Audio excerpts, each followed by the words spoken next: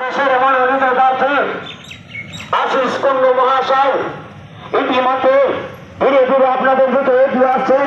তাই সকল গ্রামবাসীর কাছে অনুরোধ, আপনারা ওনাকে দুই হাত তুলে আশীর্বাদ করুন এবং দুধের ভোটে জয়যুক্ত করুন। জায়গা থাকলে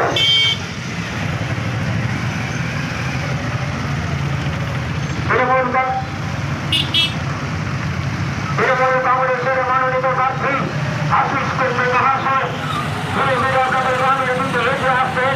তাই সকল গ্রামবাসীর কাছে অনুরোধ, আপনারা ওনাকে দুই হাত তুলে আশীর্বাদ করুন এবং দুধের ভোটে জয়যুক্ত করুন।